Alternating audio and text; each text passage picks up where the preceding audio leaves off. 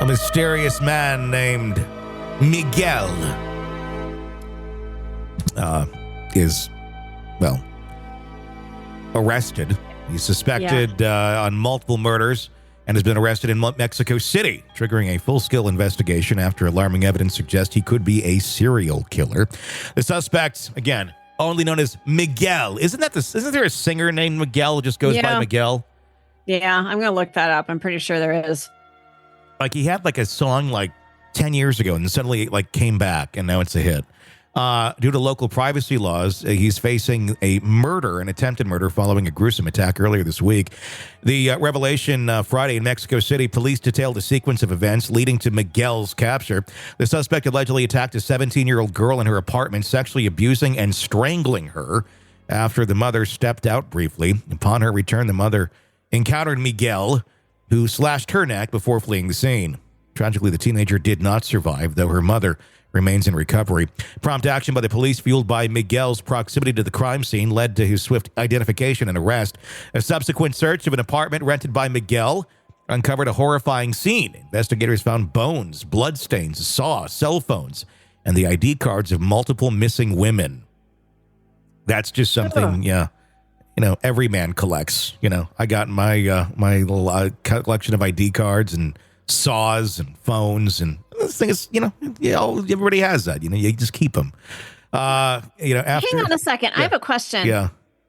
So, what is it about some of these humans or monsters, mutants? Yeah, monsters that we talk about. That this is like what they do. They wake up in the morning.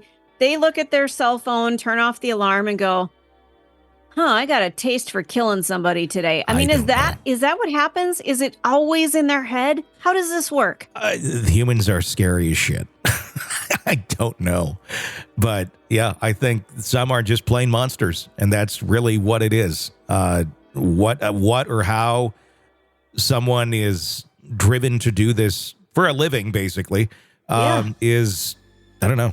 And I'm glad I don't know. I couldn't conceive of what that drive is, or what is it hitting in that person's mind that makes them want to do things like this. Beyond being immoral and horrible and wrong, it's messy, it's time consuming, it's all these things that I'd rather just sit and chill and watch some Ted Lasso, to be honest with you. You know? Yeah. I don't know. I don't know why. But it seems to be people's pastime. Yeah. Most disturbingly, notebooks were retrieved, potentially containing detailed accounts of the acts Miguel perpetrated against his victims. So he took notes. City prosecutor Ulises Lara disclosed.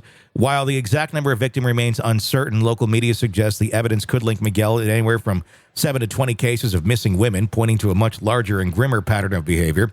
The discovery has reignited intense scrutiny of Mexico City's handling of cases involving missing women, with critics arguing that systematic failures often delay investigations until overwhelming evidence surfaces.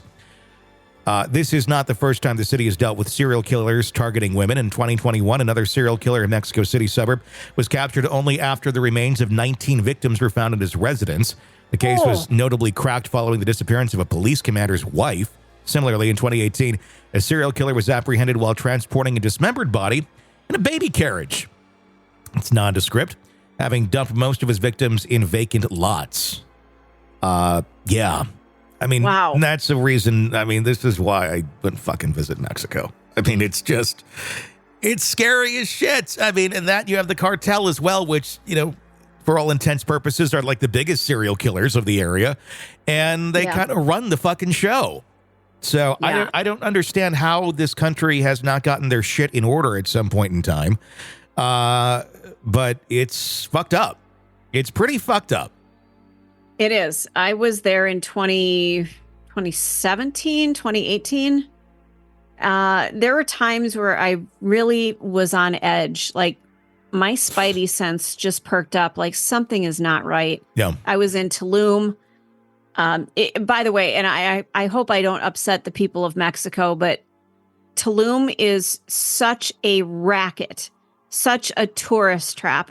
Pretty much everything there is. I was so unimpressed. Here are these lovely pyramids and just wonderful things that, are incredibly amazing structures, and there's so much crap there that's being sold, and like you just have to hold on to your belongings and watch yourself. Like it's you're going to get taken. Yes, it's absolute desperation. And I just wanted to get the hell out of there. Yeah. That was the overwhelming feeling. I was on vacation, staying at a resort.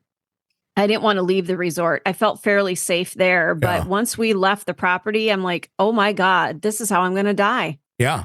No, I hear you. I really felt that. It's nothing. I don't know. I have no desire. I just don't. It's why. I mean, until any of this shit gets taken care of, why? And you even hear it about like at the resorts too now, where it's like women getting drugged and all this and that. And it's like, well, how good is the security that's keeping things out of here too? I mean, and sometimes you hear they were workers. Yeah. The case you're talking about, those were workers that were working there that drugged two women. Yeah. Yeah. I mean, that's just, oh my God. I don't even know what to say to that. I don't know. Yes, it could happen in the United States. It could happen in Europe, but it feels like there's more of a chance of it happening down there because things are really lax. Well, yeah. I mean, the cartel shit is just so scary. And I know we have it here, but it's nowhere near to that level, at least yet. But I feel like we're just a few years away from that turning into shit in the United States as well. But it's, it's just another demonstration of the monsters that we have in society. And they're out there. And it's better to be aware that they're out there than not. Because they tend to show up, where you least expect them. Want to listen ad-free?